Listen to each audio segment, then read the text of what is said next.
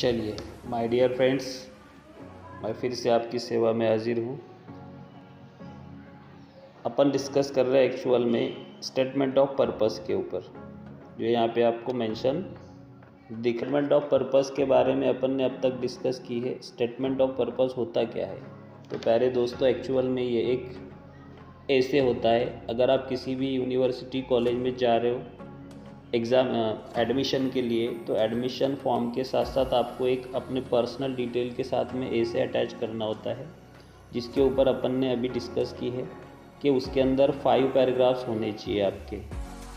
ठीक है, तो वही फॉर्मेट मैं आपके लिए लेकर आया हूँ। आपने बहुत सारे इससे रिलेटेड नोट्स कलेक्ट किए होंगे, स्टडी की होगी, हंड्रेड्स ऑफ वीडियोस देखे होंगे, लेकिन आपके लिए मैं एक ऐसा फॉर्मेट लेकर आया हूँ जो आप यहाँ पे देख रहे हो। ये जो फॉर्मेट है, ये फॉर्मेट एक्चुअल में आप किसी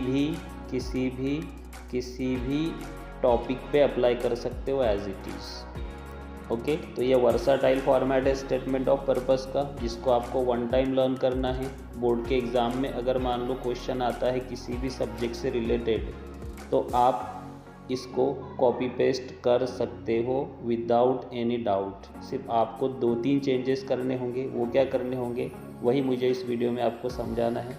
ठीक है, तो चलिए स्टार्ट करते हैं। देखिए, फर्स्ट क्वेश्चन अपन ने स्टडी की थी।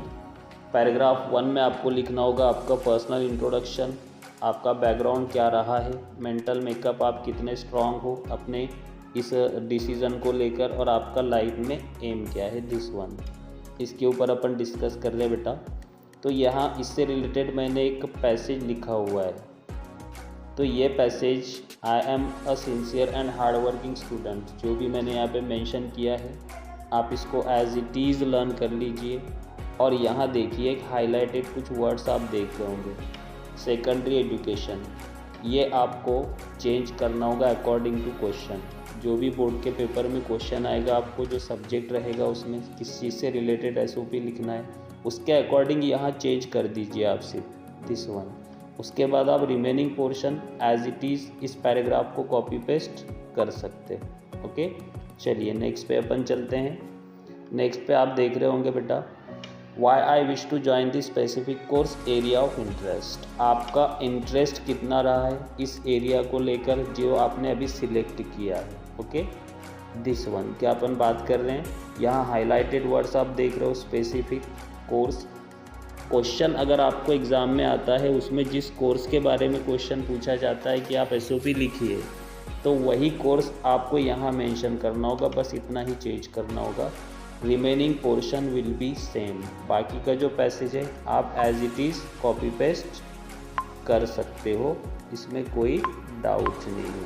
ओके, उसके बाद चलिए नेक्स्ट पेज पे चलिए। यहाँ तक डाउट्स क्लियर हो गए आपके, नेक्स्ट पेज पे चलते हैं। दिस वन, थर्ड पैसेज आपको लिखना होगा, helpful qualities, hobbies and extra curricular activities. आपने जो कोर्स सिलेक्ट किया है, जो आप करना चाह रहे हो, जिसमें आपका इंटरेस्ट है, एक्चुअल में उससे रिलेटेड आपकी क्वालिटीज़, ऑब्वियसली आपने उसको नर्चर किया होगा।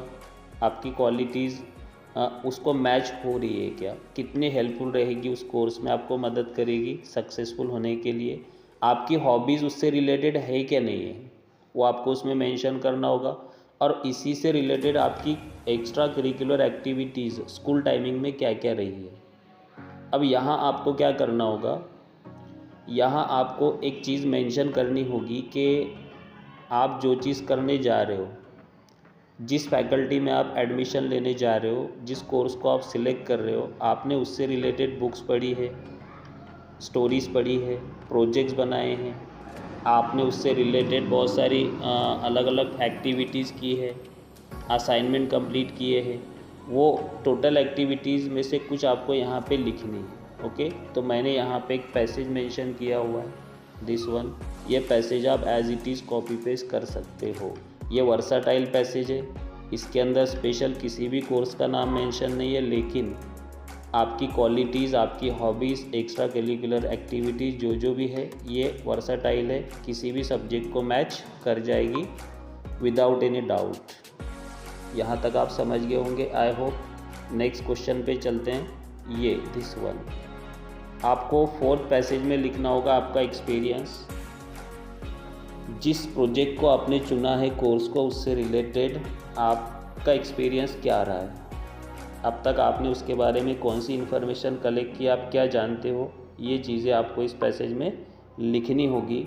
और यहाँ जो पैसेज आप देख रहे हो ये सफिशिएंट है, सूटेबल है, और ऐसा नहीं है कि आपको इसी को कॉपी पेस्ट कर दोगे तो मार्क्स मिल जाएंगे। आप आपके लेवल पे भी लिख सकते हो, कोई प्रॉब्लम नहीं है। लेकिन यहाँ स्पेशलिटी ये है कि अगर मान लो आपने इसको 1 टाइम लर्न कर लिया तो आप इसमें से मान लो 20% आपके माइंड से स्किप भी हो गया, आप भूल भी गए, तो 80% भी सफिशिएंट फॉर्मेट रहेगा और स्टैंडर्ड सेंटेंसेस है, इजी और सिंपल लैंग्वेज में लिखा हुआ है।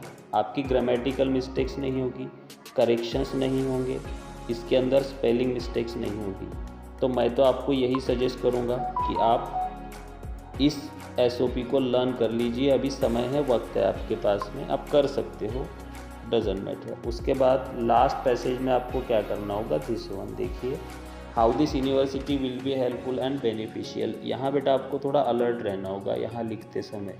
इसलिए अलर्ट रहना होगा क्योंकि आप उस यूनिवर्सिटी की तारीफ़ आपको यहाँ करनी है जिस यूनिवर्सिटी में आपको एडमिशन लेना है। यहाँ आपकी लैंग्वेज वेरी पोलाइट होनी चाहिए, suitable and fix two point आपके सेंटेंसेस होने चाहिए।